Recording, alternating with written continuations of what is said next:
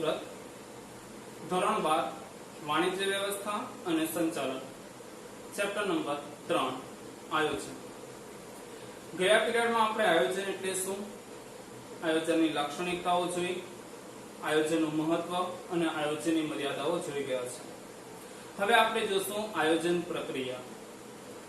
આયોજન પ્રક્રિયાને આયોજનના તબક્કા તરીકે ઓળખવામાં આવે છે અને આ પ્રશ્ન બોર્ડની પરીક્ષામાં પૂછાઈ ચૂક્યો છે 5 ગુણમાં. આયોજન એ ત્રીજું ચેપ્ટર છે અને ત્રીજા ચેપ્ટરમાંથી 5 ગુણનો પ્રશ્ન આવશે, તો આ ચેપ્ટર આપણા માટે મહત્વનું છે. હવે આપણે આયોજન પ્રક્રિયાની વાત કરીએ તો આયોજન પ્રક્રિયામાં 8 મુદ્દાનો સમાવેશ થાય છે. એમાં પહેલો મુદ્દો છે હેતુ નિર્ધારણ અને છેલ્લો મુદ્દો છે યોજનાનું મૂલ્યાંકન, સમગ્ર યોજનાનું મૂલ્યાંકન કરવું. હવે આપણે શરૂ કરીએ કે આયોજન એટલે શું. તો અગાઉ આપણે આયોજન જોઈ ગયા છે કે આયોજન એટલે પસંદગીનું કાર્ય. આયોજન એટલે પસંદગીનું કાર્ય, યોગ્ય વિકલ્પની પસંદગી કરવાનું કાર્ય એ આયોજનનું કાર્ય છે. હવે આયોજન પ્રક્રિયા આપણે જોશું. તો આયોજન પ્રક્રિયાનો પ્રથમ મુદ્દો છે હેતુ નિર્ધારણ કરવું. એમસીક્યુ છે કે આયોજન પ્રક્રિયાનો પ્રથમ તબક્કો કયો છે, તો આયોજન પ્રક્રિયાનો પ્રથમ તબક્કો છે હેતુ નિર્ધારણ. હવે એકમમાં હેતુ નક્કી કરવામાં આવે છે. આ હેતુ કેવા હોવા જોઈએ, તો જે હેતુ નિર્ધારણ કરવામાં આવે છે એ વાસ્તવિક હોવા જોઈએ. વાસ્તવિક, વ્યવહારિક અને બુદ્ધિગમ્ય હોવા જોઈએ, તો જ હેતુને સિદ્ધ કરી શકાય છે. જો એકમના હેતુ વધારે પડતા ઊંચા રાખવામાં આવે તો એને સિદ્ધ કરવામાં મુશ્કેલીઓ આવે છે, સરળતાથી સિદ્ધ કરી શકાતો નથી. એટલે એકમના જે હેતુ નક્કી કરવામાં આવે છે એ વ્યવહારિક હોવા જોઈએ, વાસ્તવિક હોવા જોઈએ, તો જ હેતુને સરળતાથી સિદ્ધ કરી શકાય છે. જો આયોજનના હેતુ એ અવાસ્તવિક હશે કે વ્યવહારિક ન હોય તો એને સિદ્ધ કરી શકાતા નથી. એટલે એકમના આયોજન પ્રક્રિયાનો જે પ્રથમ તબક્કો છે હેતુ નિર્ધારણ. નિર્ધારણનો અર્થ શું થાય, તો નિર્ધારણ એટલે નક્કી કરવું. આયોજનના જે હેતુ નિર્ધારણ નક્કી કરવામાં આવે છે આ હેતુ વાસ્તવિક હોવા જોઈએ, વ્યવહારિક હોવા જોઈએ અને બુદ્ધિગમ્ય હોવા જોઈએ, તો ઝડપથી અને સરળતાથી તેને સિદ્ધ કરી શકાય છે. તો પહેલો મુદ્દો છે હેતુ નિર્ધારણ.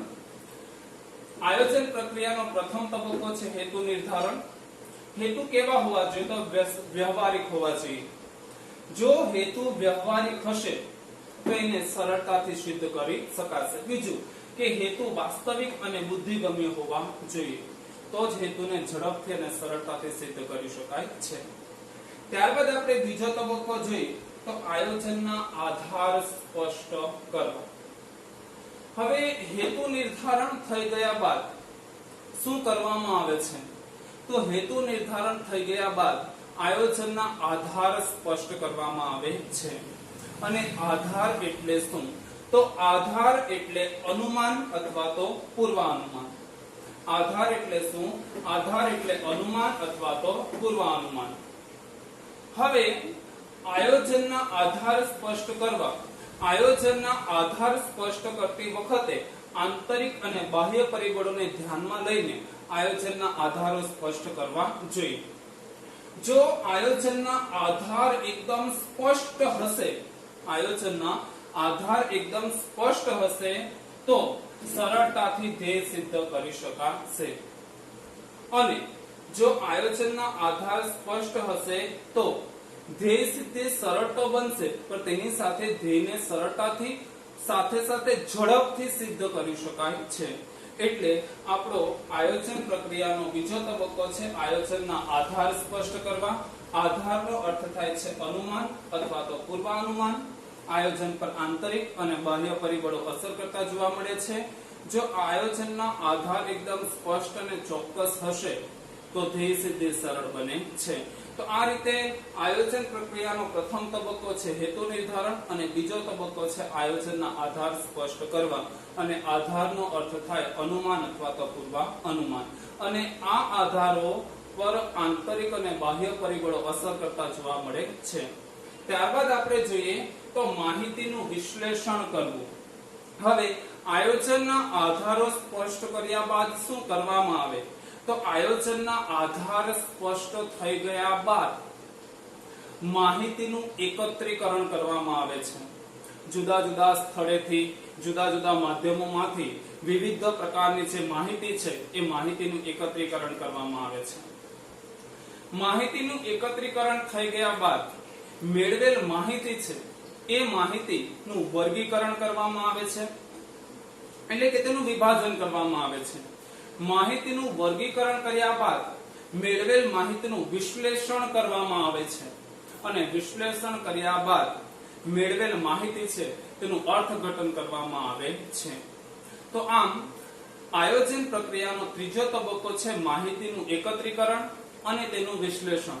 તો સર્વપ્રથમ માહિતી મેળવવામાં આવે છે, મેળવેલ માહિતીનું વર્ગીકરણ કરવામાં આવે છે, એટલે કે વિભાજન કરવામાં આવે છે.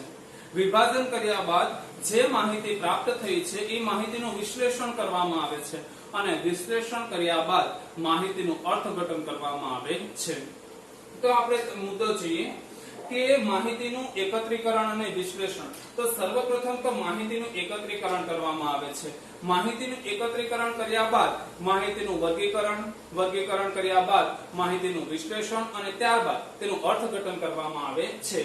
તો અર્થઘટન થવાના કારણે જેના આધારે પૂર્વ અનુમાન કરવામાં આવે છે જેથી ચોક્કસ પરિણામ મેળવી શકાય. કે જો માહિતી યોગ્ય હશે, માહિતી સાચી હશે, અધૂરી ન હોય, ગેરમાર્ગે દોરતી ન હોય, જો ચોક્કસ માહિતી પ્રાપ્ત થાય, આયોજન કરતી વખતે જે માહિતી મેળવવામાં આવે છે એ માહિતી ચોક્કસ હશે તો ચોક્કસ પરિણામ મેળવી શકાશે. એટલે જે કંઈક માહિતી મેળવવામાં આવે છે એ માહિતી સાચી હોવી જોઈએ. ઉપરાંત જે માહિતી પ્રાપ્ત કરવામાં આવે છે એ માહિતી સાચીની સાથે સત્ય અને યોગ્ય માધ્યમ પાસેથી મેળવેલી હોવી જોઈએ. ત્યારબાદ આપણો ચોથો મુદ્દો છે વૈકલ્પિક યોજના. ધ્યેય સિદ્ધિ માટે અનેક વિકલ્પો હોય છે. આ ધ્યેય સિદ્ધિ માટે જ્યારે અનેક વિકલ્પો હોય છે એમાંથી યોગ્ય વિકલ્પની પસંદગી કરવાનું કાર્ય કરવામાં આવે છે. દાખલા તરીકે કોઈ પણ વસ્તુનું વેચાણ કરવું હોય તો અહીં વિકલ્પો રહેલા છે. કયા વિકલ્પો રહેલા છે? તો કોઈ પણ વસ્તુનું વેચાણ કરવું છે તો અહીંયા વિકલ્પોમાં વસ્તુનું ઉત્પાદન કરીને પછી વેચાણ કરવું છે કે અન્ય વ્યક્તિ પાસેથી ખરીદીને પછી વસ્તુનું વેચાણ કરવું છે. એટલે આયોજન કરતી વખતે જે વિકલ્પો છે એ વિકલ્પોમાંથી યોગ્ય વિકલ્પની વિચારણા કરવામાં આવે છે. તો આપણો ચોથો મુદ્દો છે વૈકલ્પિક યોજના. ધ્યેય સિદ્ધિ માટે અનેક વિકલ્પો હોય છે. આ વિકલ્પોની યાદી તૈયાર કરવામાં આવે છે અને આ વિકલ્પોની યાદી તૈયાર કરવામાં આવે તેમાંથી યોગ્ય વિકલ્પની પસંદગી કરવાની હોય છે. વિકલ્પની પસંદગી કરતી વખતે ખૂબ જ સાવચેતી રાખવાની હોય છે કે જે વિકલ્પો પસંદ કરીએ તેનાથી ધ્યેય સિદ્ધિ સરળ બને. ત્યારબાદ આપણો પાંચમો મુદ્દો છે વિકલ્પોની વિચારણા. એકમ પર અસર કરતા પરિબળો અને સંબંધોની વિચારણા. અહીં વિકલ્પોની વિચારણા કરવામાં આવે છે. હવે ઘણા બધા વિકલ્પો હોય છે. એ વિકલ્પોમાંથી કયો વિકલ્પ શ્રેષ્ઠ છે, કયો વિકલ્પ યોગ્ય છે, કયા વિકલ્પ દ્વારા ધ્યેય સિદ્ધિ સરળ બને છે તે માટે વિકલ્પો પર વિચારણા કરવામાં આવે છે. મેં તમને અગાઉ એમ કીધું કે વૈકલ્પિક યોજના ઘડવી તો ધ્યેય સિદ્ધિ માટે અનેક વિકલ્પો હોય છે. આ વિકલ્પોમાંથી યોગ્ય વિકલ્પની પસંદગી કરવી. દાખલા તરીકે મેં તમને બે વિકલ્પો આપ્યા. પહેલો વિકલ્પ હતો કે વસ્તુનું વેચાણ કરવું છે. તો વસ્તુનું વેચાણ કઈ રીતે કરવું છે? વસ્તુનું ઉત્પાદન કરીને વેચાણ કરવું છે કે પછી તૈયાર વસ્તુ ખરીદીને વેચાણ કરવું છે? તો આ જે બે વિકલ્પો રહેલા છે તો એ વિકલ્પોમાંથી શ્રેષ્ઠ વિકલ્પ કયો છે, કયા વિકલ્પ દ્વારા ધ્યેય સિદ્ધિ સરળ બને છે તે માટે વિકલ્પોની વિચારણા કરવામાં આવે છે. અને આ વિચારણા કરતી વખતે ગાણિતિક અને આંકડાકીય પદ્ધતિનો ઉપયોગ કરવામાં આવે છે. એક પ્રકારનું ક્રિયાત્મક સંશોધન કરવામાં આવે છે. ઓપરેશન રિસર્ચ એટલે કે ક્રિયાત્મક સંશોધન હાથ ધરવામાં આવે છે અને વિકલ્પોમાં જે વિકલ્પો પ્રાપ્ત થયા છે એ વિકલ્પો પર વિચારણા કરીને જો યોગ્ય વિકલ્પની પસંદગી કરવામાં આવે તો ધ્યેય સિદ્ધિ સરળ બને છે. દાખલા તરીકે આપણે અમદાવાદ જવું છે તો અમદાવાદ જવા માટે આપણી પાસે ઘણા બધા વિકલ્પો છે. ટ્રેન દ્વારા અમદાવાદ જઈ શકાય, બસ દ્વારા અમદાવાદ જઈ શકાય, પરંતુ આપણે ઝડપથી અમદાવાદ જવું હોય તો ટ્રેન અને બસમાં શ્રેષ્ઠ વિકલ્પ કયો? તો તેની વિચારણા કરવામાં આવે કે ઝડપથી અમદાવાદ જવા માટે ટ્રેન અને બસ એ બે વિકલ્પો છે તો તેમાં ટ્રેનનો વિકલ્પ શ્રેષ્ઠ છે અને સસ્તો પણ છે.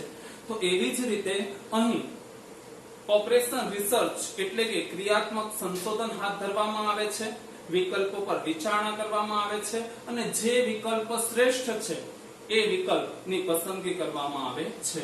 હવે આપણે છઠ્ઠો મુદ્દો જોઈએ તો ચોક્કસ વિકલ્પની પસંદગી.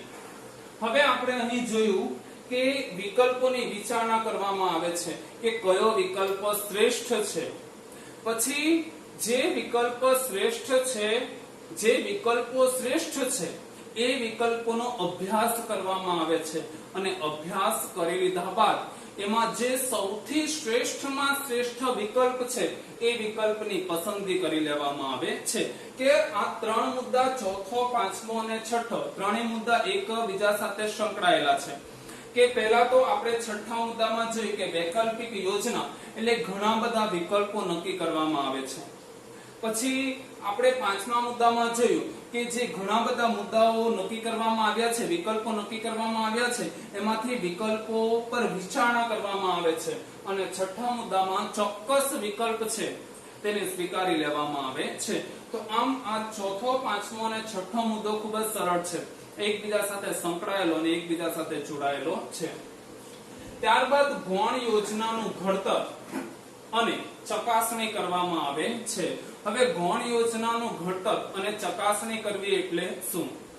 તો આપણે જાણીએ છીએ કે ચોક્કસ વિકલ્પની પસંદગી થઈ ગયા બાદ ગૌણ યોજના છે એ ગૌણ યોજનાનું ઘડતર કરવામાં આવે છે. ગૌણ યોજનાનું ઘડતર થઈ ગયા બાદ જે ગૌણ યોજના છે એ યોજનાની ચકાસણી કરવામાં આવે છે.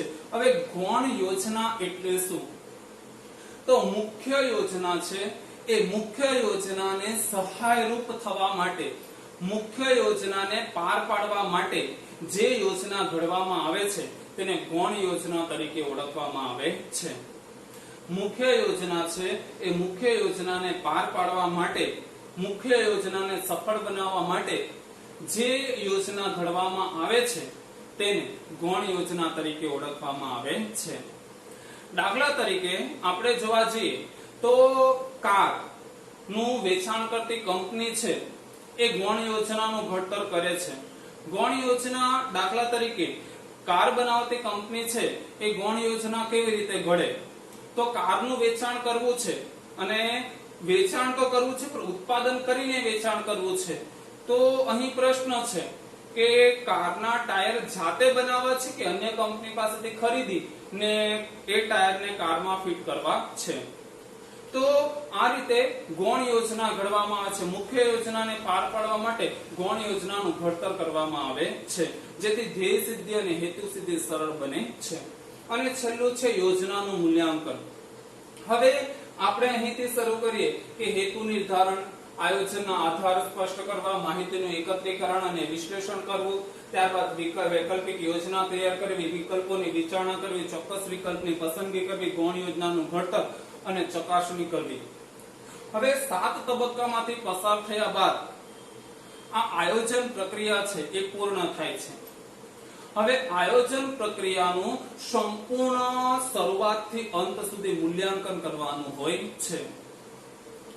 કે આ મૂલ્યાંકન કરવા માટે નિષ્ણાંતો પાસેથી, સલાહકાર પાસેથી સલાહ લેવામાં આવે છે અને જો યોજનામાં કોઈ સુધારો વધારો કરવો હોય તો યોજનામાં જરૂર પડ્યે સુધારો વધારો કરી શકાય છે જેથી ધાર્યા પરિણામ મેળવી શકાય અને આયોજનમાં કોઈ ખામી ન રહી જાય. તે માટે અંતે સમગ્ર યોજના છે, સમગ્ર તબક્કાઓ છે, સમગ્ર પ્રક્રિયા છે, એ સમગ્ર પ્રક્રિયાનું અંતે મૂલ્યાંકન કરવામાં આવે છે. આ મૂલ્યાંકન કરતી વખતે નિષ્ણાંતો અને સલાહકારો પાસેથી માર્ગદર્શન લેવામાં આવે છે, તેમાં ઘટતું ઉમેરવામાં આવે છે અને ધ્યેયને સરળતાથી સિદ્ધ કરી શકાય તે માટે પ્રયત્ન કરવામાં આવે છે. આમ આ છે આયોજનના તબક્કાઓ. એકવાર ફરી પાછા આપણે ઝડપથી જોઈ જશું. મુદ્દા નંબર 1, હેતુ નિર્ધારણ. સર્વપ્રથમ હેતુ નિર્ધારિત કરવામાં આવે છે. હેતુ નિર્ધારણ એ પ્રથમ તબક્કો છે. આ હેતુ વ્યવહારિક હોવા જોઈએ, વાસ્તવિક હોવા જોઈએ અને બુદ્ધિગમ્ય હોવા જોઈએ. બીજો મુદ્દો આયોજનના આધાર સ્પષ્ટ કરવા. આયોજનના આધાર એટલે શું? આધાર એટલે અનુમાન અને પૂર્વાનુમાન. આયોજનના આધાર સ્પષ્ટ કરવામાં આવે છે, જેથી જો આયોજનના આધાર ચોક્કસ હોય તો ધ્યેય સિદ્ધિ સરળ બને છે. ત્યારબાદ જોઈએ માહિતીનું એકત્રીકરણ. આયોજન કરવા માટે વિવિધ માધ્યમોમાંથી, વિવિધ ક્ષેત્રેથી, જુદી જુદી જગ્યાઓ પરથી માહિતીનું એકત્રીકરણ કરવામાં આવે છે.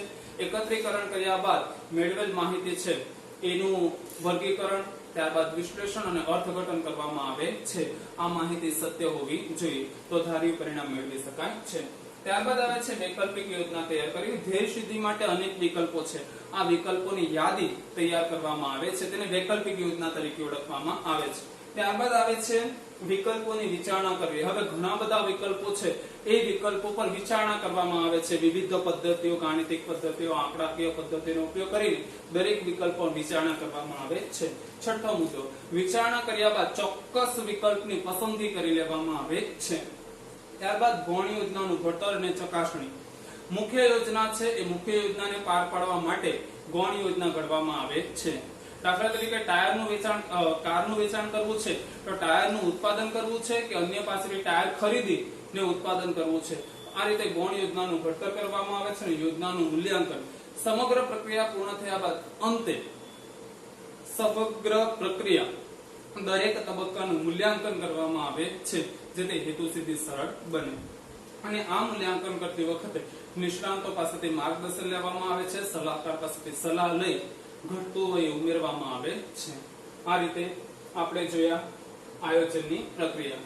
હવે યોજનાના બે પ્રકાર જોવાના છે આપણે. એમાં પહેલો પ્રકાર છે કાયમી યોજના. કાયમી યોજના કોને કહેવાય? તો જે યોજનાનો વારંવાર ઉપયોગમાં લઈ શકાય તે યોજનાને કાયમી યોજના તરીકે ઓળખવામાં આવે છે. જે એકમમાં કાયમ માટે ઉપયોગમાં લેવાની હોય તેવી યોજનાને કાયમી યોજના તરીકે ઓળખવામાં આવે છે. રોજબરોજના નિર્ણય લેવા માટે આ યોજનાનું ઘડતર કરવામાં આવે છે. રોજબરોજના નિર્ણય લેવા, જે કાર્ય દરરોજ થવાના જ હોય તો તે માટે આ યોજનાનું ઘડતર કરી દેવામાં આવે છે.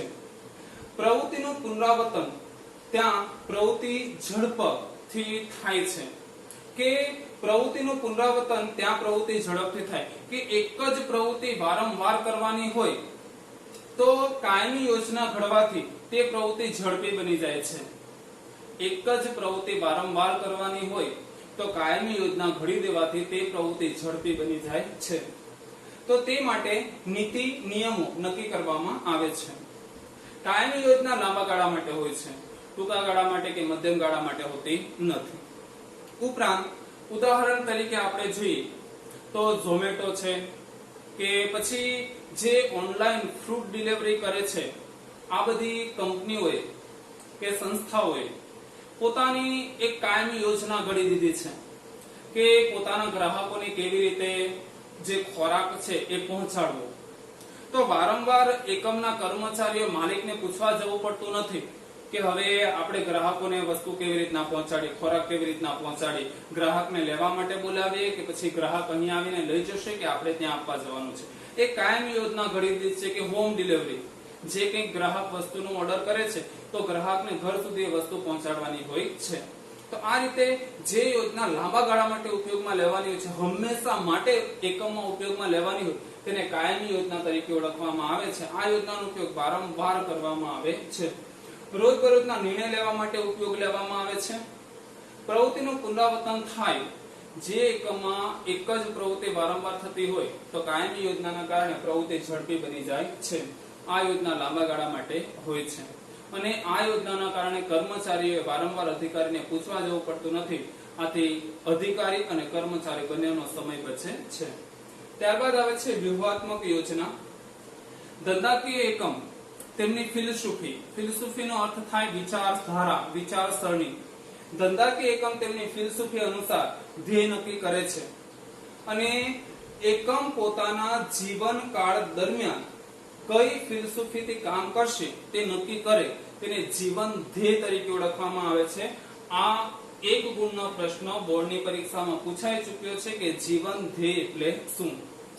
તો દરેક ધંધાકીય એકમ તેમની ફિલસૂફી અનુસાર ધ્યેય નક્કી કરે છે અને એકમ પોતાના જીવનકાળ દરમિયાન કઈ ફિલસૂફીથી કામ કરશે તે નક્કી કરે તેને જીવન ધ્યેય તરીકે ઓળખવામાં આવે છે. વ્યૂહાત્મક યોજના એ લાંબા ગાળા માટે અને ટૂંકા ગાળા માટે હોય છે. આ યોજનાની અસર આપણને લાંબા ગાળે જોવા મળે છે.